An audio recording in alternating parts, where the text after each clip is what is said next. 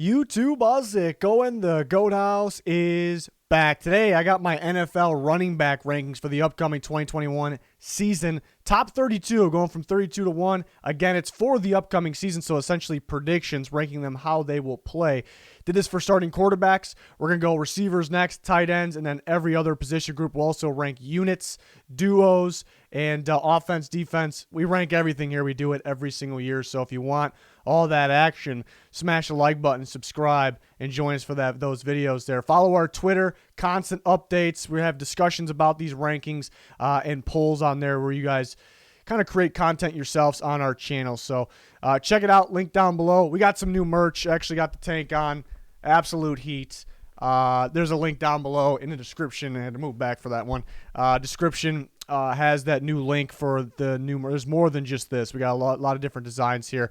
Might be giving some away on our Twitter as well. So go ahead and follow that for that reason as well, but also for the NFL content. Yeah, there's our Twitter. Just mentioned it. Again, polls going on. You guys basically deciding seedings for upcoming playoff video. So check it out. But running back rankings for this upcoming season. 32 is going to be the Bills' projected starter in Devin Singletary. Tough with Singletary because he's got a split with Moss. Moss really could end up being their best back. It's very possible. Can he stay fully healthy throughout the year? Two solid backs for the Bills. You know, I think they could get better at the position because there is a little hesitation in both these backs' game. You know, there's a lot of times where I just want them to hit the hole. So I had a problem with that last year. But both very physical backs. Obviously, the Bills want to pass first, so they're not going to value the running back very super high. Chase Edmonds going to come in at 31 for the Cardinals. Obviously, no more Kenyon Drake. Chase Edmonds, James Conner, those guys would be the guys there. I think Edmonds, the way he looked last year, it was odd because he looked pretty solid last year, but they didn't give him the ball as much as they should have probably. They definitely should have given him the ball more is what I'm trying to say. So we'll see what happens this year, but I do think, you know, another team that can get better at their starting running back position, but he'll have production, especially I think as a receiving back. 30 is going to be Gus Edwards. Ranking the Ravens running backs are tough. You know, him and J.K. Dobbins both on the screen here. Very solid. If they were kind of that lone back and maybe Lamar Jackson didn't exist as well, they would be way higher. Love the way J.K. Dobbins looked last year, but just so much splitting running attempts with, you know, Dobbins, Edwards, and Lamar Jackson really. So that's why it's tough to rank those guys, but those are phenomenal backs. You know, there's maybe just too much splitting for them to be ranked higher. Mostert at 29, I think talent-wise could be much, much better than 29, but injury concerns, will he stay healthy, a legitimate concern. And they drafted a couple backs, starting with Trey Sermon from Ohio State, to kind of fit some running designs that fit Trey Lance running plays, you know, obviously. So are they kind of just already shying away from Mostert? Will he stay healthy? How many carries will he get? Again, very talented, a combination of physicality and speed towards top tier, really, in the NFL. You don't really see that too often. You know, so it's a tough one to rank. Ronald Jones, there was times where he looked like a top 10 back during the year. Of course, he's got a split with several other backs. You know, they bring in Bernard. They have playoff Lenny, which if this is playoff rankings, Leonard Fournette probably makes the list. But I think Ronald Jones is their best back. And he has, again, moments. He has specific runs where it's like, wow, that looks like a top 5 back even. He has moments, but got to put it all together, and splitting is also a problem. Damian Harris looked legit down the stretch last year when he was healthy. He had some injuries here and there, but he looked like he's going to be their guy. They also have Sony Michel now, and I do love me. You guys know I like me some Ramondre Stevenson, so maybe some splitting, but a lot of promise here. A lot of, you know, could develop, could get it better. I feel like he's going to be the guy, but again, there is some splitting, and we'll see if he can further develop. We talked about J.K. Dobbins. I think talent-wise, probably better than, you know, definitely better than 26. Probably would be in the mix with the other year two backs, but just so much splitting with the quarterback and Gus Edwards and Ingram's out of there. But, you know, just so much talent, though. You know, he was really picking it up at the end of last year. But there was games where it was like they would split Dobbins, Edwards, basically. And there was games, all right, it's the Dobbins show, then this is the Edwards show. So it's really tough to rank those guys. Mike Davis at 25. I think the guys below, me personally, I think the guys below them, Dobbins, you know, Ronald Jones, Mostert, more overall running back talent than Mike Davis. But Mike Davis is the guy on that Falcons team coached by Arthur Smith who wants to pound the football and needs a physical back. He got that with Mike Davis. So he should have a pretty good opportunity. He was pretty solid last year as well. We'll see how he is in a different system. But he'll get the opportunity to get the production, so therefore he's going to be higher than some guys that I think are talented, more talented than he is overall. Not that he's missing talent. Obviously, he's up here. But that's an interesting one to watch out for. Maybe even more productive this year because of what scheme he's in. Next group of guys, I got DAndre Swift at 24. I want to have DAndre Swift higher because I love his running style. I think he's underrated and sneaky good catching the ball out of the backfield, and we'll get better, with that. We kind of get a new coaching staff in there. They may want to factor throwing the ball to the running back, which could make DAndre Swift even better. They did bring in Jamal. That's the tough part. Bringing in Jamal Williams, I think they're going to split. Both very good backs. I almost put Jamal Williams on here because I'm a big fan of his game as well. It's just tough. I think talent-wise, again, if they use him, if you can guarantee they use him, not just majority of snaps, but maybe, easily majority of the snaps, clearly majority of the snaps every single game over Jamal Williams, then I would boost DAndre Swift big time here because he could be a factor in both the run game and the pass game. He really started to heat up, so that's a tough one to rank there. And they were looking at Todd Gurley. I thought that was odd. And Jamar Jefferson they drafted, who I actually like as well. But I think it's mainly going to be Swift and Jamal Williams. But that really feels like two number one backs. I think Jamal Williams is capable of being a number one back. So he's talented enough to be a top 32. Najee Harris at 23, rookie back. I think he's going to have a fine rookie season, better than the backs that they've had. There's been a problem with the backs, where they have a little bit of hesitation. Just hit the hole. If the hole isn't there, you got to create it yourself. I'm more of a fan of those backs. I think Najee Harris can do that. Only question is going from that where he had the holes. He had hole option 1. He had the option 2 if he wanted to bounce it. Will he have that with the Steelers' offensive line? That's kind of the question, but very underrated catching the ball out of the backfield. I think they'll factor that in a bunch because people know they like to get that quick passing game going to their collection of receivers. Now let's do it to our running back. Should work out. Melvin Gordon at 22, another one where talent says much better than 22. I'm actually thinking, as you can tell by the screen right now, the graphic that is on your screen, I'm thinking Javonte Williams is going to take over eventually or at some point as the Broncos' best back. But Melvin Gordon, talent-wise, better than 22. Javonte Williams was my number one back. I love the fit in that Bronco scheme, that Shermer scheme with that offensive line. I think he's going to be a force. Yeah, I think he can be eventually a top 5 back in the NFL. So having two guys here, 18 and 22, kind of says a lot here for the Broncos. Miles Sanders, 21. To me, an inconsistent back, has those wow moments, but then kind of disappears at times. New coaching staff could possibly change that. So that kind of got me a little more excited, higher on him. But they got a load of running backs in there. They bring in Kerryon Johnson on top of it, who's actually a pretty good pass protector. So they may want to use him more often. So that's the problem with Miles Sanders there. James Robinson, 20, a lot of people come in here and expect me to rank guys based off their production last year. It's not what I do here, but that's a good sign. He was very impressive. I just don't know if they use him the way they did last year. That team really couldn't get anything going in the passing game. Whether it was Minshew just couldn't throw the ball over 10 yards, it was just small ball, or Glennon, who was just not good. So they basically had to run the ball, so that gives the opportunity to production. Teams knew they were running the ball, though, and that's the good thing. He still had the production.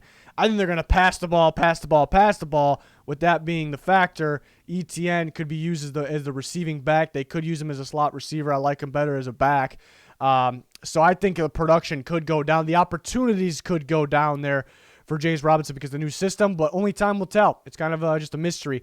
Austin Eckler at 19. I love Austin Eckler's game. I think he's a better runner, even inside, than people give him credit for. The problem is he can't really handle more than 15 carries or so in that category, and then he has some minor injury concerns that pop up, maybe a little bigger than minor.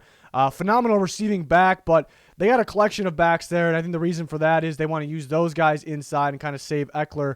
Eckler's so specifically for the receiving game and the outside running game, which he's damn good at. But since he's kind of just so specifically, where his talents are, where he'll be used, it's harder to rank him higher, even though I'm a big fan of his game. I talked about Javonte Williams. He's my number one back in the draft class. I love his game. If he was the lone back, if Melvin Gordon wasn't there, I'd have him way higher. I mean, we've seen James Robinson rush for a lot of yards. We see Jonathan Taylor. We see the other rookie running backs last year light it up. Young backs are taking over. Javonte Williams, if he is the guy, he can absolutely dominate, take over. I think he's that good. But I think Melvin Gordon's going to be the starter right away. But I think Javonte Williams is – I like Melvin Gordon too. I just think Javonte Williams is that good where I got him ahead of him. Ezekiel Elliott, kind of weird seeing him down at 17. It's just the younger backs. It's a cycle in the NFL. The minus the elite top tier backs, which Zeke is not anymore. Minus those guys, the obvious guys. There's a new wave of young backs that just get in there every year, and it pushes guys like this down. He also had an off year last year, mainly because of the fumbles. I don't think he'll fumble as much. I think he'll take care of the ball. So that's kind of a boost. But as long as Dak is in there, it's a pass-heavy pass team, high-powered team. So he actually could get less carries. Tony Pollard actually looked better. I almost put Tony Pollard on this list, but it feels like they insist on Zeke. So we'll see how much split he has, how much carries he has, because the fumbling last year, because Dak's back, it's a high-powered passing attack first, not a run team first anymore. So it's tough to rank him super high. On to the next group of guys here. Jonathan Taylor, who actually ran for a ton of yards last year, looked a little disappointing early in the year, hitting the hole in that category, and then really picked it up second half of the year. The problem is this year, will his production go down? He's going to split with Marlon Mack. There was a lot of times where it looked like Nyheim Hines was their best back, even though he's a different style back, watching the games, the playoff game, the Bills game. It did feel like Taylor did rely on the open hole, but once he has that hole after the fact, extremely, extremely dangerous.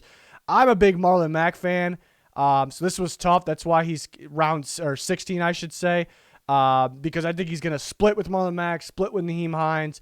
I do think he'll get most of the carries, and he'll have those explosive runs, given why he's top 16 still.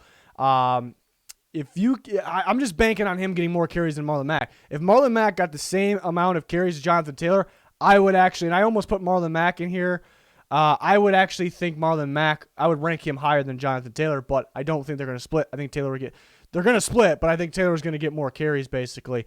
But very productive. He really got going later last year. Joe Mixon at 15, another tough one to rank because he's been very disappointing. I know a lot of blame is in the offensive line, but a lot of these other backs that are getting paid like that, not all of them, but some of them, they have some offensive line issues as well. So he's going to get kind of another one of those guys who were a little disappointing last year. A little hesitation in his game. I hate when I see that from backs, but I know he has all the talent in the world. He's really good outside. He's really good catching the ball. So hopefully he stays healthy. I think the interior offense line could be better for the Bengals. We saw them get Quentin Spain going last year. Mixon was out during that, but he's got more talent than number 15. More talent than number 15, but that's just where he's been. This is where he's been just based on how much do I trust him, I guess, based on what we've seen in the past, but going this year, where do we want to predict him? This is kind of where I feel comfortable. David Montgomery, kind of an old school style back. I think this David Montgomery could be a top 5 back if he was in the league about 5 years ago, but a very productive year last year, very physical back. I think getting better, seeing the hole, hitting the hole, and getting, making moves outside of past the line of scrimmage, I should say. Problem with David Montgomery, you look at two sides here. He was very productive last year. I think he really got going late. That's a pretty good sign. And then, that's the good. The good, look what the Bears did this offseason. Look what their interior offense line versus their, the tackles and what they did, what they're doing as a running back unit. It really looks like they want to pound the shit out of the ball. That's really what it looks like the Bears want to do. That's a good sign for Montgomery. He had other production last year. Could he do it again? Maybe why his production could go down. They brought in Damian Williams, who I like. Tariq Cohen is back from injury. They drafted Khalil Herbert, who can be a solid back as well. So having the long list of running backs maybe weighs down David Montgomery a little bit. How much production will he get? Is he going to get, the same amount of percentage of carries he gets per game as last year? If that is the case, then we're looking at top 10 for sure, because I think, running style traits, I do think there are many better backs in football, but he's going to get the production. It's going to be a run-first team, I believe, even if Justin Fields is the quarterback. 13's Kareem Hunt, second-string running back at 13, but really I don't view it that way. I view it as kind of just the two starting running backs there in Cleveland. At times, he looks better than Nick Chubb. If there was no Nick Chubb, Kareem Hunt was the guy, I'd put him where I have Nick Chubb ranked, really. So he's that good. Heck of a receiving back. I guess predicting this year with these running back rankings, being kind of the second guy on his team, Other guys are going to get more production, I suppose, but he's going to be fine in both categories, running and receiving. The next group back, this is where I probably surprise people. We got a lot of year 2 backs here. I got Antonio Gibson, was one of my draft hits at 12.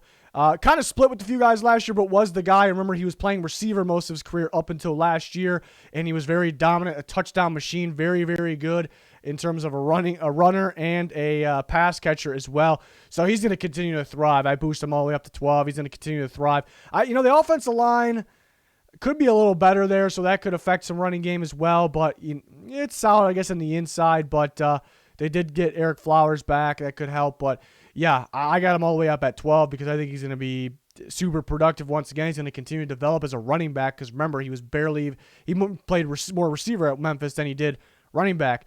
11, I got Clyde Edwards-Helaire. Remember early last year, don't forget about early last year, he was looking like not one of the best backs, but maybe the best back in football after the first few weeks.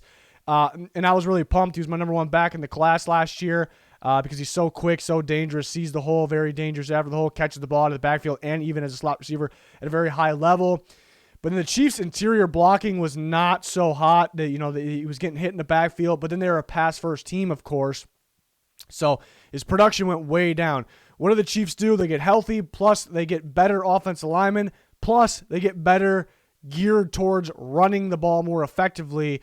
I think they're building that more so they can run the ball more effectively, and they're going to get him the ball in the air a little more as well. So I think he'll be super productive. I think we could see him a little closer towards what we saw the first few games of last year. So I almost wanted to rank him higher. I put him all the way up at 11, but I almost want to rank him higher because of that. But you got to remember the Chiefs are a pass-heavy, pass-first team, so it's hard to rank him even higher.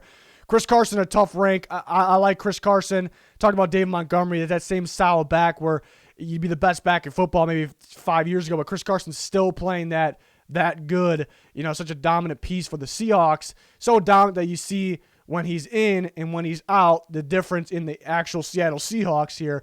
So that says a lot about him. But then, when he's out, I think the injuries keep popping up, and it's hard to rank him any higher than this, because of that. He's actually only 26, though, so it's crazy to think, maybe he's going to get out and bad to stay healthier, and because that's right around that prime spot, for the running back, so could even get better. I mean, he's better if he's healthier. He's better than 10 if he's healthier. I like Chris Carson's game a lot. Physical back that, the first guy is not going to bring him down and still makes it work, as a physical back. This is where I really surprise people probably. I got Cam Akers at number 9. And again, the people that are probably not even listening to the video, people that skim through are probably going to have a cow in the comments there. But Cam Akers, well, the reason that is because it's not based off stats last year. What they've done in the past kind of helps determine, but I am really just predicting what's going to happen this year. I don't really care about the past at this point. Only thing we're going to remember, who won a Super Bowl. We're moving on. I think Cam Akers is going to tear it up this year. He tore it up at the end of last season. I love what I saw. It was a tough evaluation out of Florida State. We knew he was very talented, but he was hitting the backfield every single time, almost, which is ridiculous, at Florida State, except for the big runs he had, pretty much. Even had some big runs. So it was very tough to say where his vision is and how he hits the hole. It was very tough to judge, and you see him on the Rams last year, and I love what I saw in terms of the traits, seeing the hole, hitting the hole, breaking tackles, using quickness, speed, just knowing which lane to take. I mean, this looked like a dominant running team later in the year, even going to the play. I mean, the Packers game looked pretty damn good as well, even in the loss. He would have ran for an insane amount of yards in that game if they weren't so far behind or trailing most of that game. So what happens this year? They bring in Stafford. They could be a pass-first team. You look at the collection of receivers. You do worry about Stafford's health going late in the season. I actually think they're going to run the ball a lot more than people think because of those reasons. I think they're going to stretch the field out. Teams are going to worry about the deep ball. They're going to worry about the deep ball, and Cam Akers is going to have himself games. He's going to have himself games. So I actually loved what I saw from him. Just that's how I base things off. Running backs, just traits. What I see, I don't really care how many yards you ran for. Of course, that's a bonus. But Cam Akers has the traits to be a dominant, elite running back, in my opinion. So I'm going number 9. Just even from the limited reps, somewhat limited. I think we saw enough that I saw last year. So want to call that bold? I don't think it's that bold. I think if you watched him and he stays healthy and the Rams feed him like they were late last year and Stafford stretches the field, gets defenses to back up, which he will with those weapons that he has, he's going to be good. He's going to be good. Next group of guys, I got Josh Jacobs at 8. Very productive year in, year out. Obviously, only a couple years in, though. But there was actually times where I was a little disappointed last year. Last year, there was times where, probably nothing frustrates me more when very good, very talented backs kind of hesitate a little bit, just want you to hit the hole. There was some moments like that, actually. So I want him to clean that up, but a very talented back, the combination of quickness, elusiveness, strength, physicality, hitting that hole. Love it. Developing as a pass catcher as well. I think, the Raiders will still be a run-first team. I think adding Kenyon Drake kind of shows that as well. I don't think there'll be enough of a split to weigh Josh Jacobs down, really. I think maybe a little bit, they're going to feed the running back to a little more so that can bring his production down. But at the same time, I think Josh Jacobs develops more. I think his talent actually gets better significantly from last year to this year, so that kind of evens itself out. So I'm going to go 8. Saquon Barkley feels like every year I'm predicting him at the top because he's got the traits to be the best running back in football. Plain and simple. He has the traits to be the best running back in football, but I'm always I'm usually pretty accurate as running backs, but I'm always kind of mad at myself. Yeah, I ranked him that high. I valued him that high, and he just got hurt. It's a legitimate excuse, though, that, it's not like he doesn't have the talent, but it's hard to put him super high when you, and I don't want to say expect him to get hurt, but when there's a shot, he could get hurt. So that's tough. But again, he has the traits to be the very best running back in football. Aaron Jones has been consistent, very dominant, consistent. I think getting better as a pass catcher. I actually wish the Packers would get him the ball more in the air, and they will. Jamal Williams out. I know they like A.J. Dillon, but he's a dominant runner inside the tackles. I think this opens up more catches for Aaron Jones out of the backfield. We've even seen some that looked pretty good down the field last year. He's a phenomenal runner, home run hitter as well. I don't really expect a lot for A.J. Dillon, a strong runner, very good running back too, I think, for them. But in terms of filling Jamal Williams' role, how much he gets, I think they're going to be going more towards Aaron Jones. I think his reps, production, snaps goes up if he's healthy. So I got him at number 6. This is kind of where he's been anyways. So Christian McCaffrey, 5. The top 5, I think, really separate themselves. I mean, you can argue any of these 5 are number 1. Again, if Saquon Barkley is healthy, number 1 perhaps. But I got McCaffrey at 5. He was kind of that first dual threat running back, if you will, best receiving back or best back when you're combining receiving and rushing skills. He was kind of that first one that we've seen like that. And now there's more developing that, more coming in the league. So it's not, not like we haven't seen this yet, but he's still very dominant. But coming off that injury, remember, he tried to come back in, gets hurt again. So we'll see how he is. But a very dominant back. Why I got him in the top 5. I don't maybe got to split hairs with the top 5 elite guys. I don't love the Panthers' offensive line. I like Taylor Moton a lot. Other than that, I don't love their offensive line, so that could affect him a little bit. So he's at 5. 4, I'm going to go Nick Chubb. I just keep saying it feels like this guy's actually getting bigger, stronger, faster, just freaky in general. Just such a dominant runner. Again, if Kareem Hunt was the only Browns back, I'd probably have him at 4. I think he's that good. But Chubb getting the load, Chubb getting the production, he's just so talented. It feels like he's getting better. The only thing I worried about pre-draft for Nick Chubb was, will he be healthy at this point of his career? Because you worry about the wear, the amount of carries and injuries he had at Georgia, the amount of reps he had, and he did get hurt last year. Didn't affect him too much, it didn't look like, because he came back pretty quick and he looked as dominant as ever. There's something, McCaffrey, the same thing. Stay healthy. Got to stay healthy because he's a freak, absolute freak. Alvin Kamara, 3, the guy that's kind of shown us that he can be that just as dominant in the rushing and receiving game for himself. Just, sometimes you look at him as a receiver or as a running back. There's teams that try to do that with players, and it ends up being like almost a waste because you're just not getting enough out of him. Is he a running back? Is a receiver? You're not getting enough out. Kamara, any given game could be both. He can be a running back. He can be a receiver. Just absolutely dominant. See him, rush for how many touchdowns on Christmas last year was ridiculous. So he's number 3 for me. When ranking running backs, I'm going to go with the top pure runners a little more, but Kamara having the receiving abilities makes him elite for sure and very close. Derrick Henry has been the best back in football in my opinion. It's 1A and 1B for me. I'd kind of just go with what I've always gone on the entire time is the reason why I got Dalvin Cook 1. We'll kind of go back to that. But Derrick Henry number 2, just dominant. What's crazy about Derrick Henry is every single week the defenses are game planning. How do we stop Derrick Henry? That's really what it is. How do we stop Derrick Henry? What do we have to do? We got to stack the box against this guy. We got to let them pass on us because we got to stack the box. So it just shows how dominant he is. Definitely the best physical back, breaking tackles. I think it's the matter of getting him the ball as a receiver. I think not the lack of receiving abilities kind of knocks him down a little bit, but I think he can do it. It feels like when they get him slip screens, they get him the ball in the flat. He does well, I just wish they would give him the ball more in the receiving game. Then he probably could be number 1, but he has been number 1, for me. But then a team like the Ravens, they slow him down. He's not able to bounce runs outside, and he's just kind of on the passing game. So you want to see.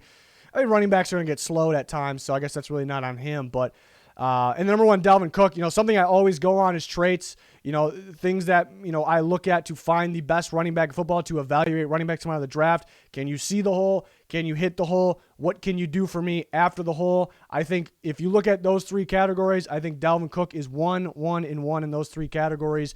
I think it's without a question he has the best vision and quickness hitting the hole. Those are kind of the first 2 things I look for. So he fills those categories for what I look for in the top backs in football, or even when evaluating running backs.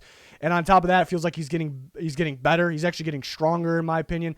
It feels like, still health is still going to be a concern, but it feels like he's healthier. So again, Derrick Henry has been the best back. I think there's more to Dalvin Cook's game. If he's healthy, to me, he's the best. If you look at the traits, he's the best back in football. And the Vikings making their offensive line better. It wasn't really a problem in terms of run blocking anyways. It could be better. So I wasn't really going to knock, him for the offensive line in front of him. I do think it's better. That's kind of a bonus.